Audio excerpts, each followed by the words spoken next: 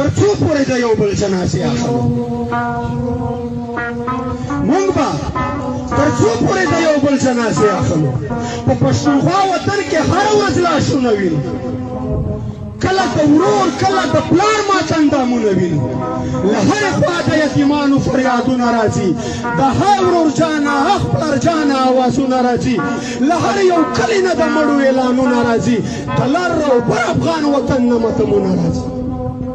د لوبو وخت کې وي معذور مو شي بچیان د وطن ورته بمونه شخوي چوکیداران د وطن زمونږ په غوښو یې ماړه کړل سپي لیوان د وطن خو بیا مو هم په یوه خوله نه شول مشران د وطن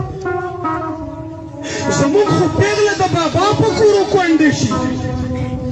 په یو بل کلي کې خیرات غواړي بربنډې شي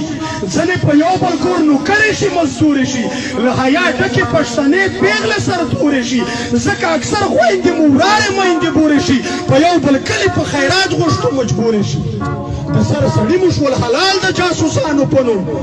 مشران مو مړه شول د غدارو کافرانو په نوم ځوانان مو ورک شول د غازیانو طالبانو په نوم څوک ترهګر څوک یې کړل مړه د بدماشانو په نوم ځینې ځوانان یې په پنجرو کې په زندان بندي دي د پښتونخوا مې په لاکونو انسانان بندي دي څوک یې ژوندي په امریکا په برطانیا خرڅ کړل تپوس یې وکړئ ټول دښمن مو پر ملا خرڅ کړل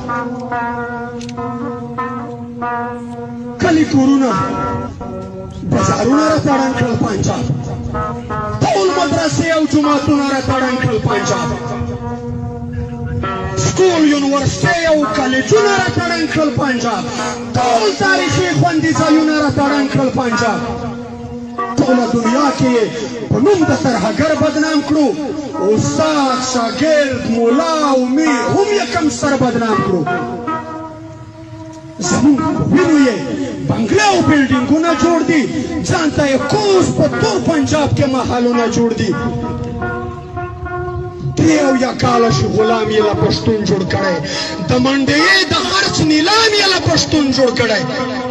خو مونږ یې تش د بنوم په ملک د لا اله غلط یو مونږ پښتانه یې په دا شنه سپینه جنډه غلط یو څوک یې په پاک سرزمین څوک یې په ملا غلط یو دغه دوه مخې ریاست مونږ په بیا غلط یو خو نور خو بس دی پښتنو ځانونه وپېژنئ ای مېړنو ای شاه زلمو ځانونه وپېژنئ ای د غفلت په خوب ودو ځانونه وپېژنئ د تور پنجاب د دې دوه مخې پالیسۍ په خلاف د دې لنګمار د غلامۍ او مزدورۍ په خلاف راځئ چې یو شو د بنده د بندګۍ په خلاف د دې دشمن ملک د دشمنې رویې په خلاف په موږ او تاسو باندې کلک سپین بغاوت فرض دی په موږ او تاسو باندې کلک سپین بغاوت فرض دی په دې محکوم وطن کې غږ د افغانیت فرض دی په لر او بر وطن کې کلک ملي وحدت فرض دی دا کار په موږ لکه پنځه وخته عبادت فرض دی راځئ د دې غلام ابن غلام نه ازادي اخلو راځئ د سر او مال په بیه خپلواکي اخلو د غلامۍ له مرګه سل